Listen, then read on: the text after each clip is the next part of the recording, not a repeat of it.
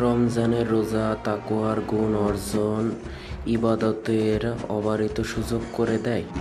আত্মশুদ্ধি, নৈতিক প্রশিক্ষণ ও আত্মগঠনের মাস পবিত্র রমজানুল মোবারক। প্রতি বছর মাহে রমজান আসে ঈমানদার মুসলমানদের জীবনকে পরিশুদ্ধ এবং পাপমুক্ত করার জন্য।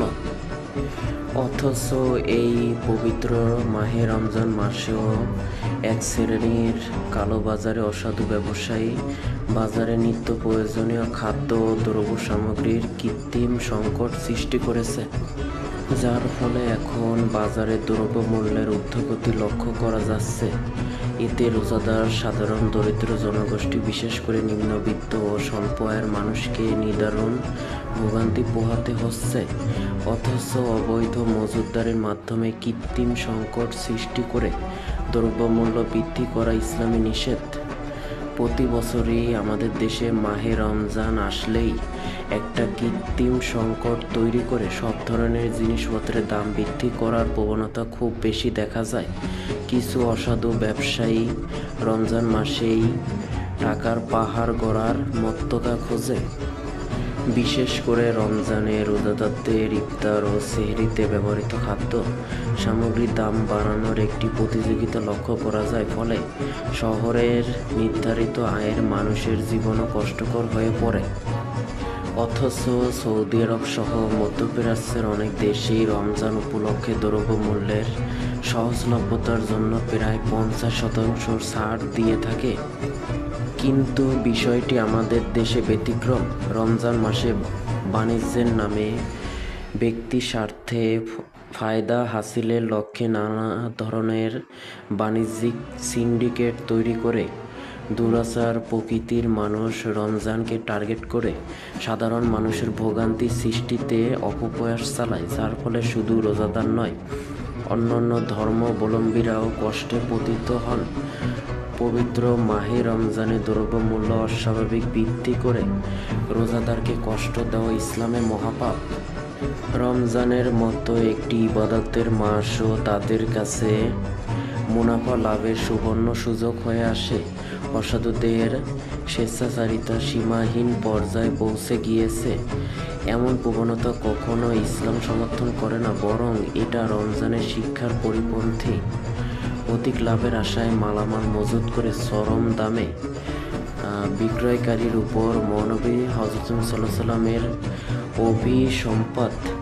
হযরত আনাস রাদিয়াল্লাহু তাআলা থেকে বর্ণিত, রাসূল সাল্লাল্লাহু আলাইহি ওয়াসাল্লামের যুগে একবার দ্রব্যমূল্য বৃদ্ধি পেল। লোকেরা বলল, ইয়া রাসূলুল্লাহ, আপনি আমাদের জন্য দ্রব্যমূল্য নির্ধারণ করে দিন। রাসূল সাল্লাল্লাহু আলাইহি ওয়াসাল্লাম বললেন, মূলত আল্লাহ তাআলাই দ্রব্যমূল্য নির্ধারণকারী, রিজিক সংকীর্ণ কর্তা, প্রশস্ত কর্তা ও রিজিক দাতা। আমি আমার রবের সঙ্গে এভাবে সাক্ষাতের আশা রাখি যে তোমাদের কারো যেন আমার বিরুদ্ধে রক্তপাত বা সম্পদ কোনো বিষয়ে কোনোরূপ দাবি না থাকে। নবী হযরত মুহাম্মদ সাল্লাল্লাহু আলাইহি ওয়াসাল্লাম ইরশাদ করেছেন যে ব্যক্তি মূল্য বৃদ্ধির অসাধু মুসলমানদের লেনদেনে হস্তক্ষেপ করে, কিয়ামতের দিন আল্লাহ তাআলা তাকে আগুনের পাহাড়ে উঠিয়ে শাস্তি দেবেন। তাবরানী আয়াত নং 210। অন্য এক হাদিসে বর্ণিত, রাসূল সাল্লাল্লাহু আলাইহি ওয়াসাল্লাম বলেছেন, কোনো শহরবাসী কোনো গ্রামবাসীর পক্ষ হয়ে বিক্রি করবে না।